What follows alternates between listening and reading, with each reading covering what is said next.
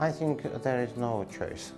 Yeah, because during the last 7 years after the 2008-2009 crisis, we saw a lot of attempts of different countries to reform the economies themselves by their own.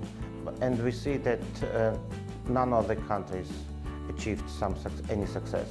That's why a new approach, which is more inclusive, more interconnected, which is based on joint actions of different countries, could be really a right way for reinvigorating economic growth in the world.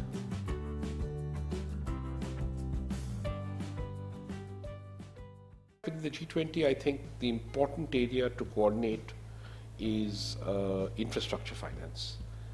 We are failing to get money for infrastructure at reasonable prices to all the developing countries. So the big coordination success of the G20 and of this presidency, I think, would be if we are able to get infrastructure finance, which includes all environmental finance, at concessional rates, not even at concessional rates, at rates that are the same as the rates that Walmart gets to the developing countries. That can be done through better coordination between governments.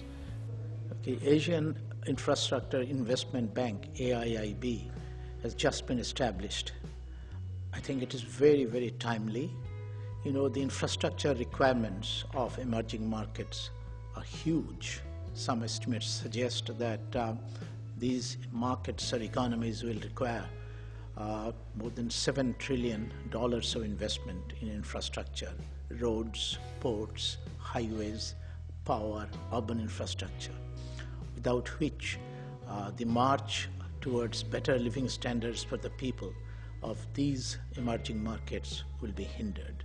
So it is very timely, and I believe that really it's been a good decision by China to spearhead the development of AIIB, to which 50 plus countries have already joined.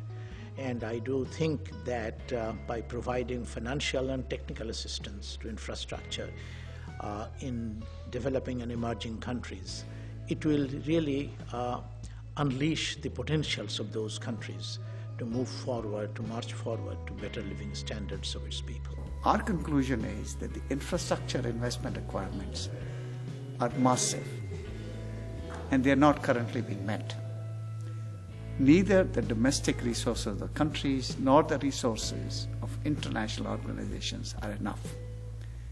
There is a need for more resources.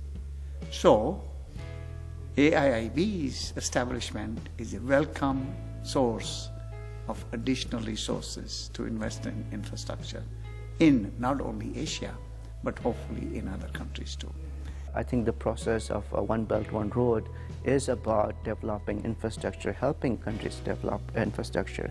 So Chinese investment in these countries are quite important. And I was recently in Africa, and people were saying how they come to China for short visits and are impressed with what they see in Shanghai and Beijing, and they want their country to look like Shanghai and Beijing.